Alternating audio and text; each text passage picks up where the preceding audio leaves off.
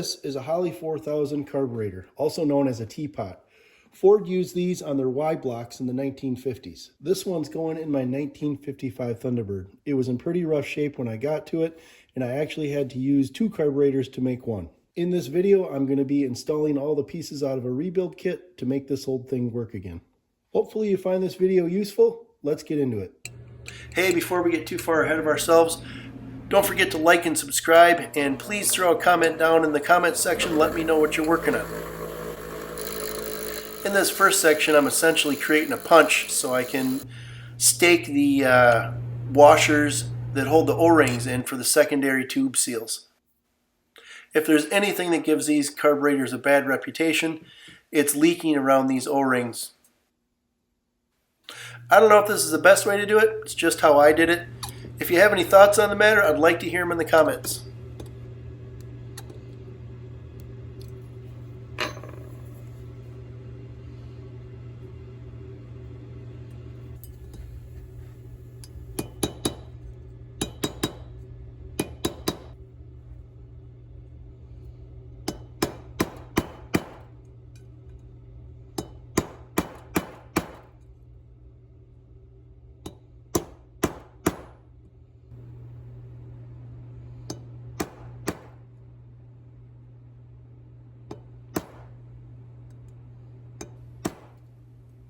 I will say the first thought I had once I started doing this was how soft this metal is. So be careful. It's really easy to get over aggressive with this.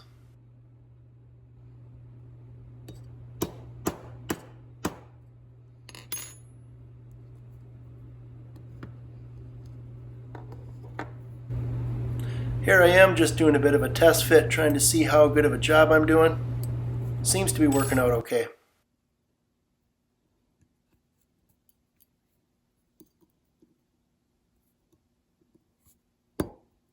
Another tip I would have is to try to reuse the old stake spots.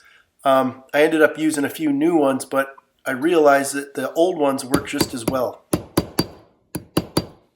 That way you don't end up with a whole bunch of marring and a bunch of stake down spots around each one of the tubes.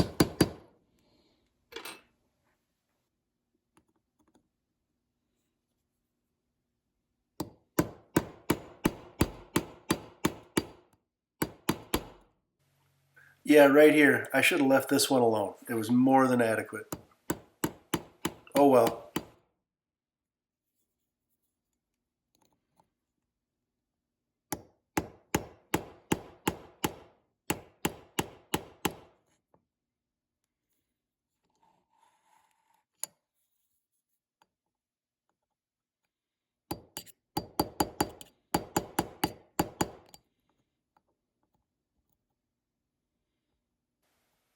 Like I was saying, it's easy to get over aggressive. I think these last two were a bit much.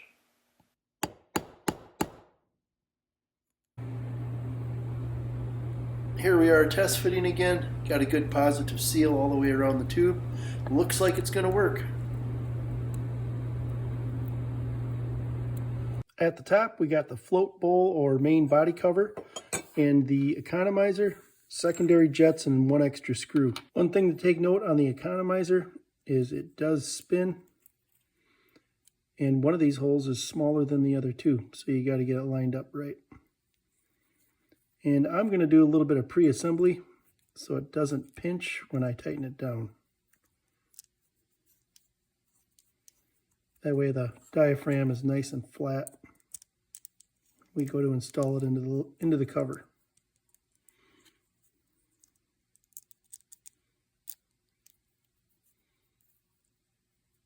There we go. If you just push down just a little bit, makes it a little bit easier to slide things around and get them kind of bedded into where they're going to go.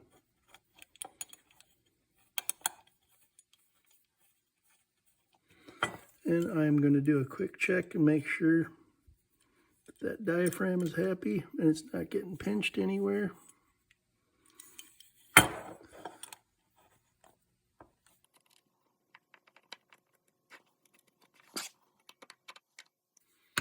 Snug it down.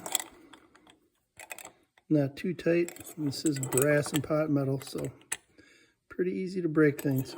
And there we are. The float bowl cover is ready to go on. Here we have the air horn and the secondary venturi. This is held on by 2 screws.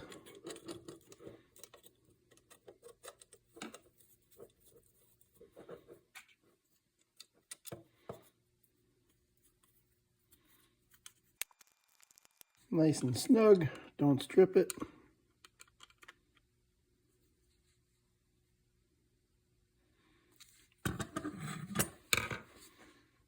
Okay, next we are going to put the lock wire on the secondary venturi screws.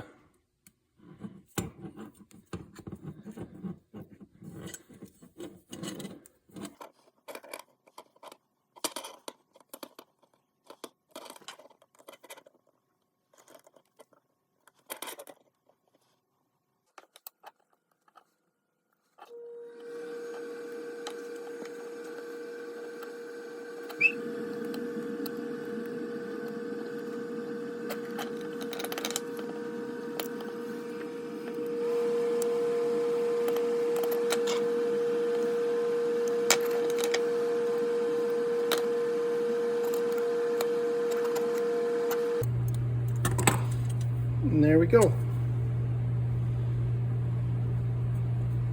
I don't know if that's right, but that's how I'm doing it. Just for reference, I'll show you why I ran it that way. One reason is that you can't run the wire from screw to screw right here on the top, because this fits tightly in here and the screw can't go behind. Also, when you fit the air horn to the main body here, indicator pin up there, you can see how the wires are routed there. And then when the float bowl goes in, it's got to clear that. So they just sort of wrap around that spot. Okay, now we're going to cement this lovely string in this groove for the main body seal to the air horn. I guess you could call it the float bowl to the air horn. Anyways, I'm just going to put a little bit of this. It is actually gutter seal. When you're putting in gutters, this is the stuff you use to seal up all the seams. I think it works really good for stuff like this, and I've tried it and it is fuel resistant. In other words, it doesn't degrade in fuel. It's pretty stable stuff, and it's what I had laying around.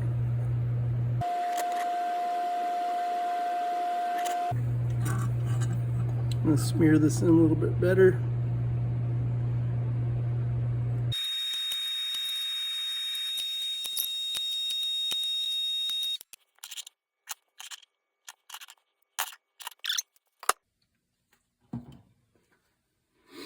Now you just start laying it in the groove. I'm going to start on the higher side here, right in the middle. Give it a bit of a pull.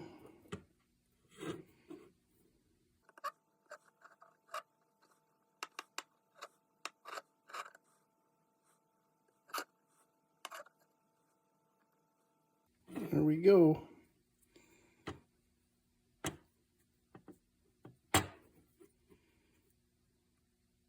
Of course, it's stretching now.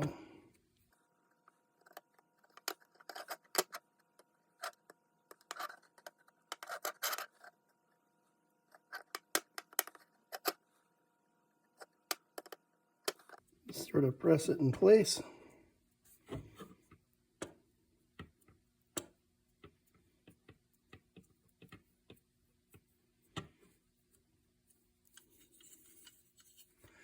And there we have it. Air horn to main body seal installed. Hopefully that'll stay in place. So that should work pretty good. All right, next we will assemble the main body or the float bowl.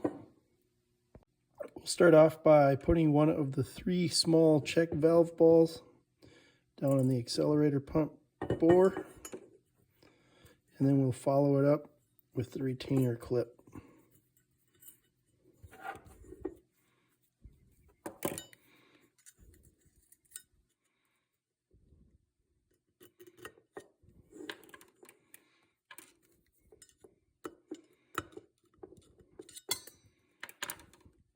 Retainer clip kind of spins clockwise nicely, and it just goes over the ball to hold it in place.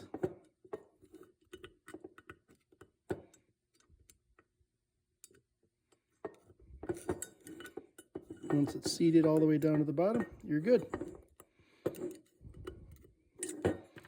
Give it a little shake so you can hear it. Good to go. Next, we will put in the power valve jet and the washer that goes on it.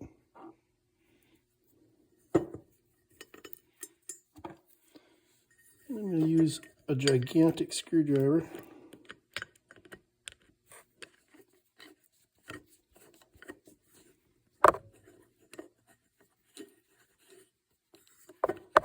Careful to get that washer in there so it doesn't get bound up.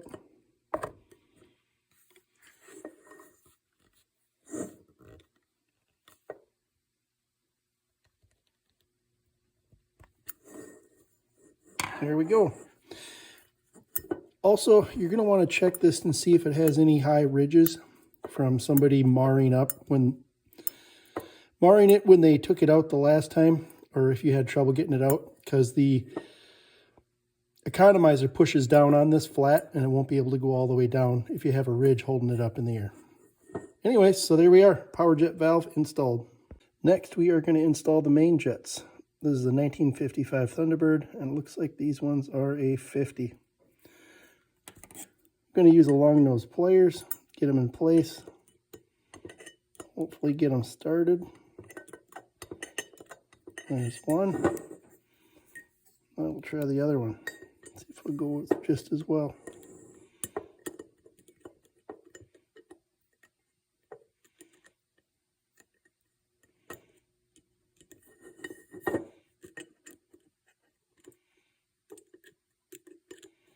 There we go. And a gigantic screwdriver again.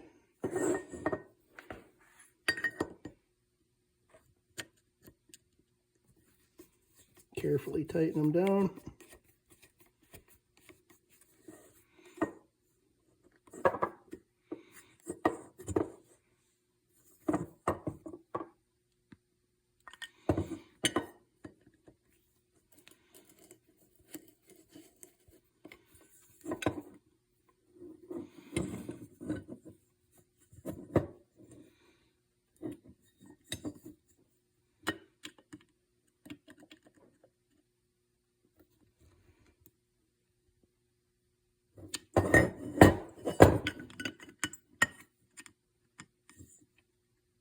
Nice and snug. There we go. And next we will install the float. I'm going to put the spring on. It just sort of goes in that hole. And then there's a little divot down there, a little cone that it sits on. Slides in. And then the shaft.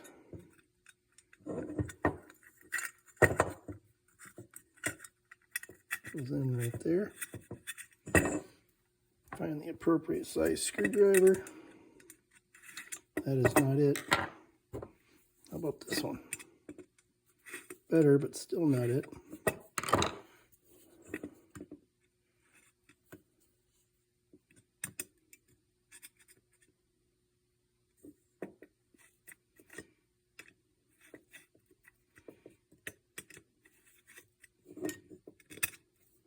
There we go.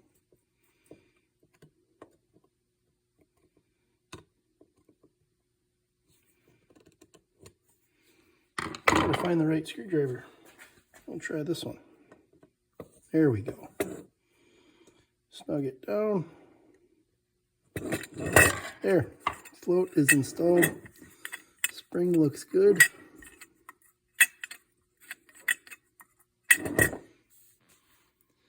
Next, we are going to install the fuel inlet valve. Don't forget to put the washer on. This is a little bit different. It's not a needle and seat anymore. It's part of the Daytona kit. It's just what they use. Get it started. There we go. Let that fall down to the float tab. Big screwdriver.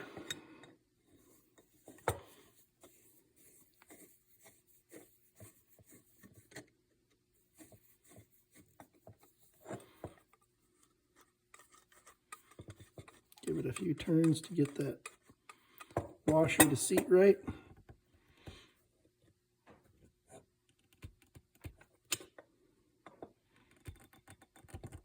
And snug it down. There it is. Make sure it operates freely.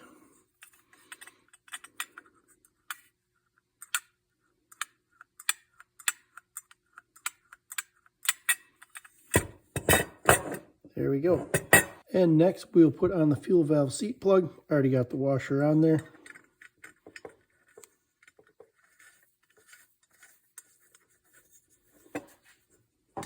Again, gigantic screwdriver.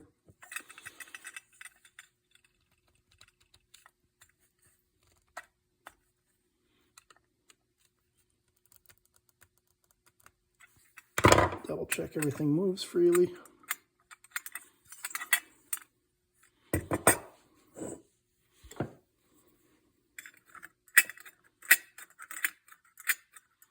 There we go. I think we got it. Next, we're going to put in the discharge nozzles and discharge valve. Nozzles just drop into place.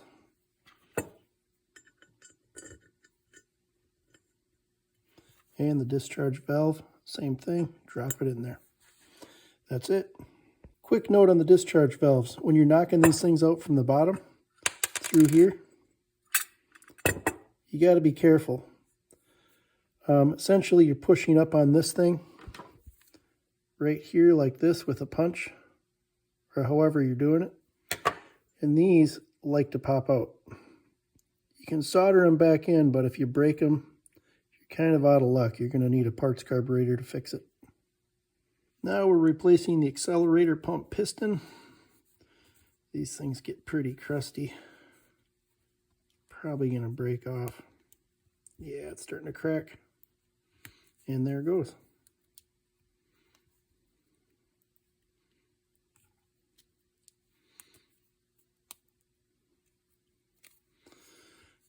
There we go. I'm going to clean that up quick. And we're back, nice and clean. I'm going to spray a little lubricant on here and just pop that on. There we go. Next, I'll assemble it on the shaft.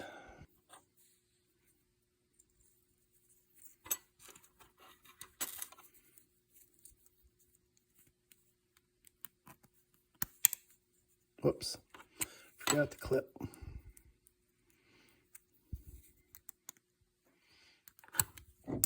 Ow.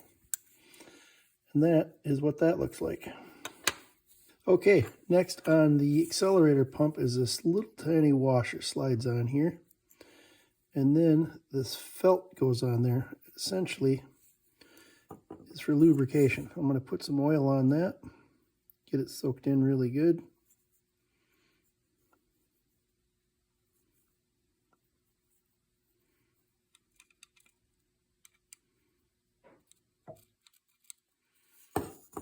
Also going to put some in there, in the bore, and then carefully install this. There we go.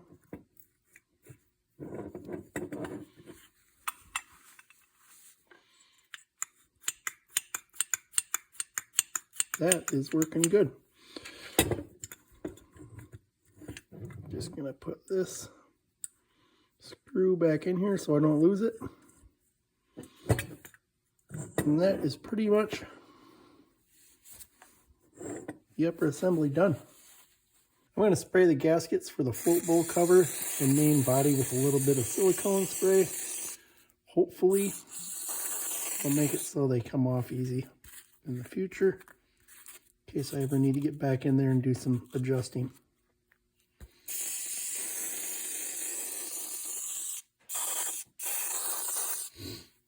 There we go. I'll set that aside to dry. Putting the gasket on for the float bowl cover.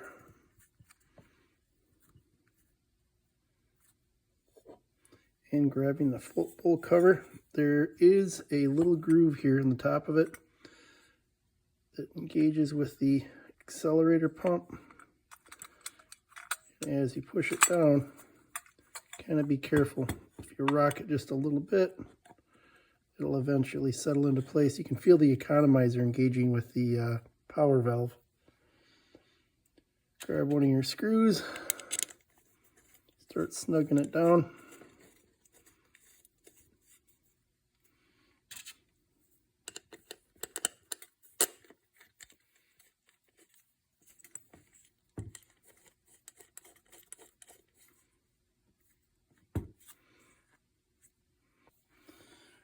Other screws in.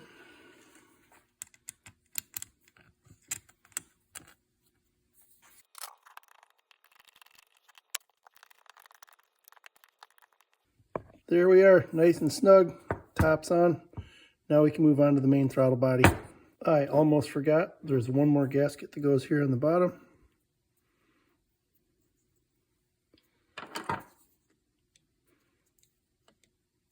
There it is. Now it's done. Here we are on the bottom of the throttle body. We're next going to install the distributor check valve and the distributor check valve retainer. It's just a red nylon ball. It goes down this hole right here. And then we install the retainer pin.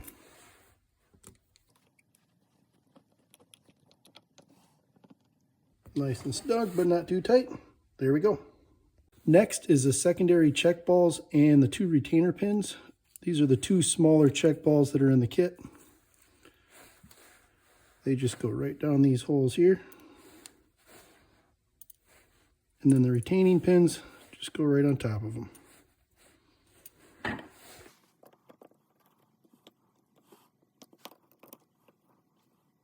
all there is to it. Next we have the spark valve and the spark valve restrictor. I was a little worried when I saw the difference in these two. This is the old one, this is the new one. And I looked it up, and apparently these are just fine. Even though they look a little bit different, they do the same job. We're going to start by putting in the spark valve restrictor. It's kind of hard to get down in there, and it is teeny.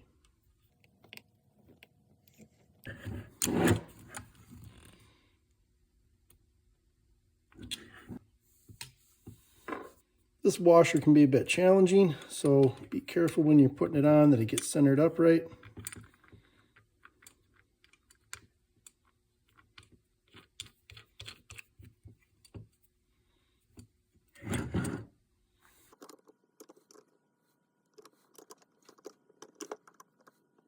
Cinching this down ended up being a bit of a challenge. I ended up finding an old channel lock out of the bottom of my toolbox. So don't be afraid to get a little bit creative as long as it gets snug. Here we have the idle adjusting needles and springs.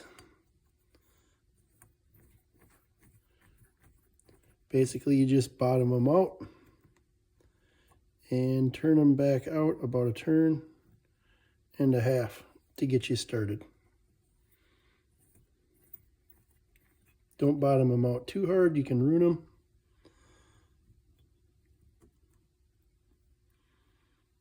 That's all there is to it. This is the fuel inlet connection fitting. I'm going to put a little bit of oil on the O-rings just to make life a whole lot easier.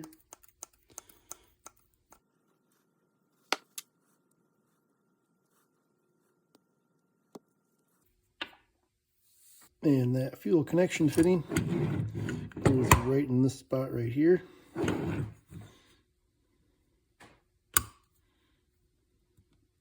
And that's it. As long as I'm here, I'm going to snug this down. It's just the fuel fitting where the main fuel line feeds in off of the fuel pump. It's got a washer. I'm just going to snug it down. I think this is, yep, 11/16. Not going to over tighten it, just nice and snug. This next piece is the air tube grommet. Basically, it just makes a little seal for the air tube that goes down to the intake manifold and feeds hot air into the carburetor. It just sort of snaps in here. There we go.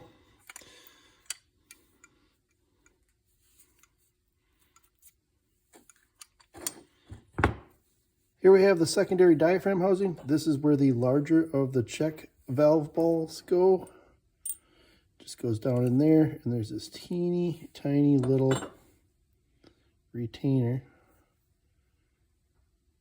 And if you take a really small needle nose and just sort of turn it as you put it in,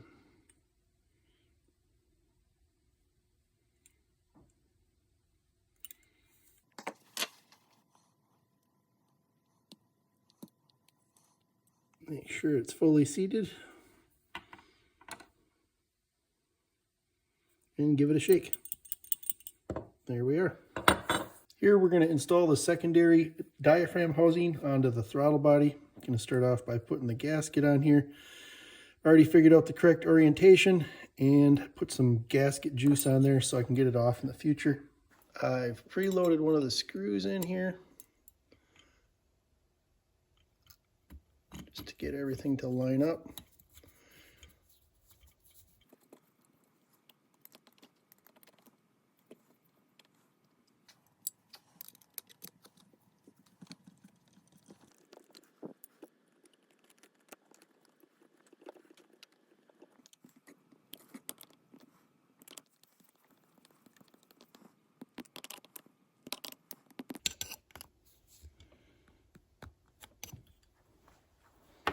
And next we put the diaphragm linkage on.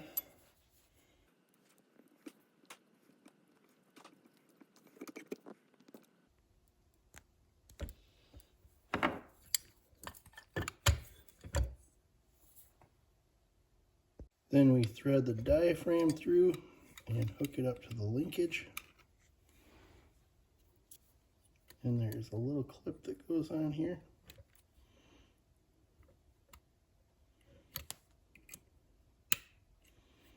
There it is. All right, next we're gonna push the diaphragm out a little ways. Try to get it to form up a little bit. There we go. We're gonna put the spring on the housing cover while holding the diaphragm linkage. We're going to push down ever so slightly and get things lined up.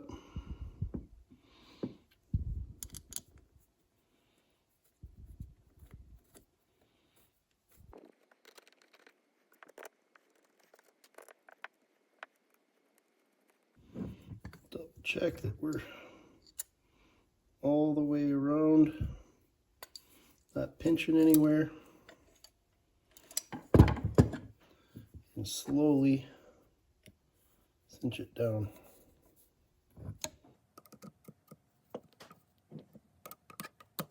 There we go. You don't have to go overly tight on this. It is just a very thin rubber membrane. Just snug. There we are. We can hear it working. And we can put the cover plate on.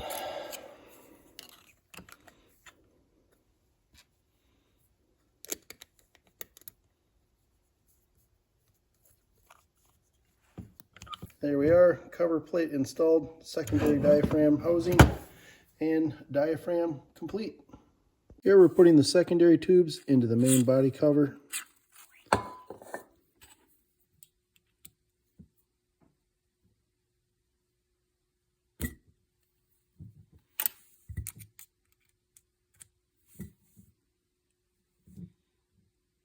and the spring and felt washers, or washer depending on how your carb's set up, onto the pump shaft.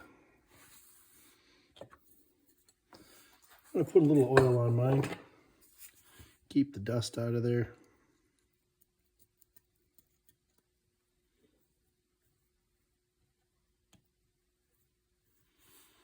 Next, I'm going to put the air horn onto the throttle body, hooking up the choke and slowly getting it into place. There it is. I'm going to spray a little bit of lubricant on these O-rings for the secondary tubes, just to make them go in a bit easier. Next, I'm going to install the main body onto the air horn, all while keeping track of where the fuel inlet is going, the secondary tubes, and making sure I don't lose this stack of springs and washers.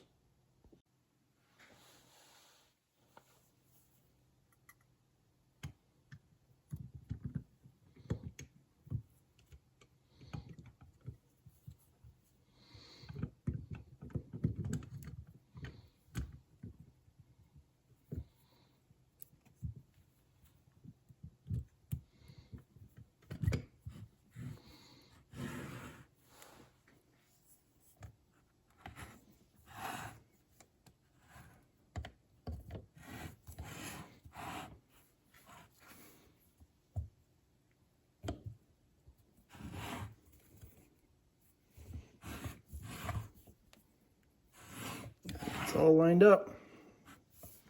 Okay, next I'm going to flip this over so you guys can see what's going on and install the throttle body screws.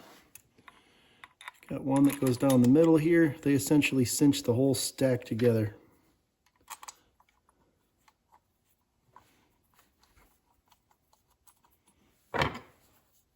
Gigantic screwdriver.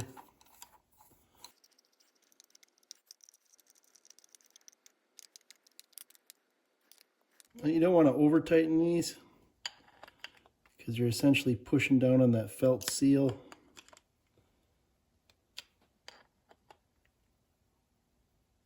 But you want it snug. And there we go.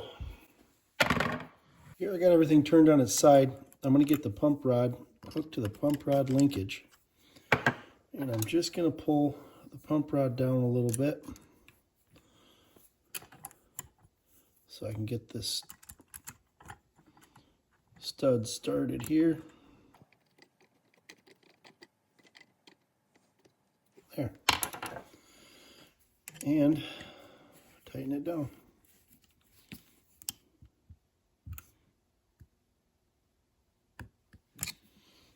Make sure it works.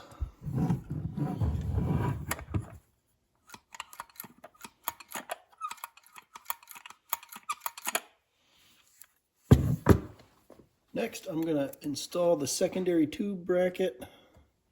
It just basically keeps the tubes from flopping out to the side.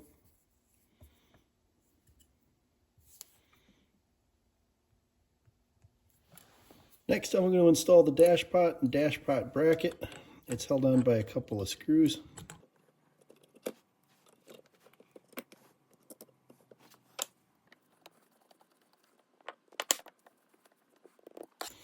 There we are.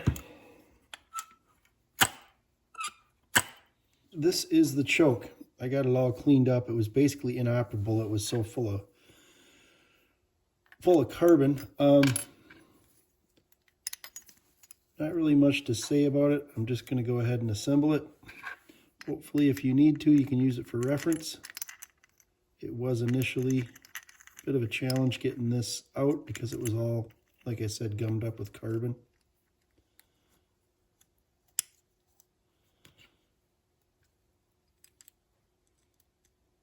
Got to be careful here, that washer indexes on the shaft. You want to get it in the right spot, because if you tighten it down and it's not in the right position, you can end up hurting it.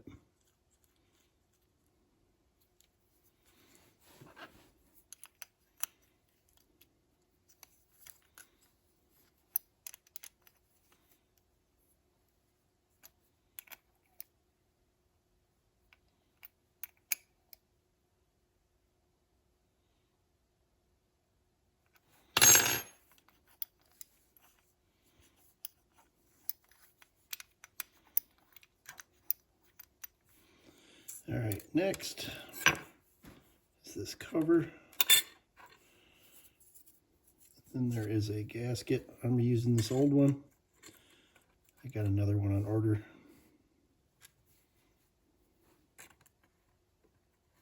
Screw holds on this plate.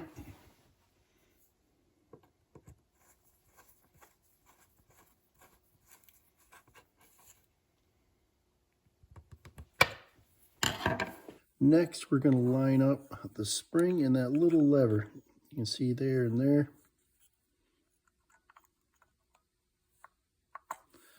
Then I'm going to turn it clockwise until my marks match up. Then we put the screws in and lock it down.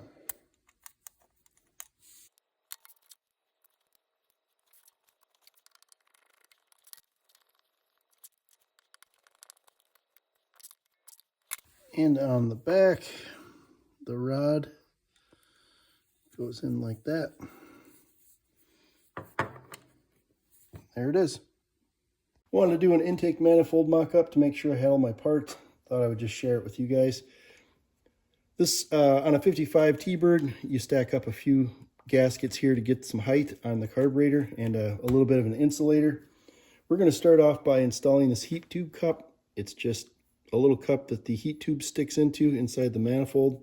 It's got a little copper washer that goes on, and then we just drop it down in the hole. It's got a lock nut that goes on top of it that the heat tube slides into. Just going to screw that on. Take a gigantic screwdriver and snug it down. This is where the heat tube goes. You can kind of see its orientation. Goes like that and goes up into the air horn area of the carburetor. I'm going to pull it out and then I'm going to install it into the carburetor first because it makes it a whole lot easier to install. I think you can see that hole that it goes into right there. Then we're just going to drop the carburetor on nice and easy.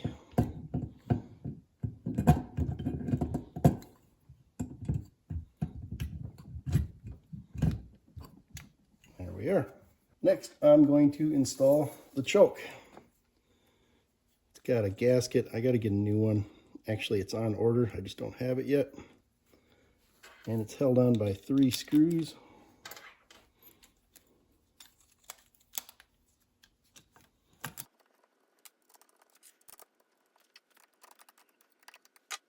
Next, we're going to put the carburetor linkage onto, or the choke linkage onto the carburetor here. And it is held on by a teeny tiny little clip. I get it to focus. There it is.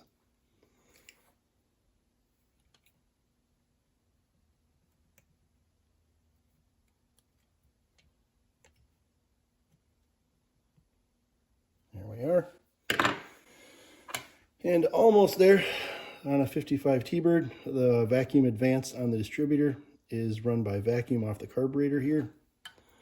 Install that in this port right here on the front of the carburetor.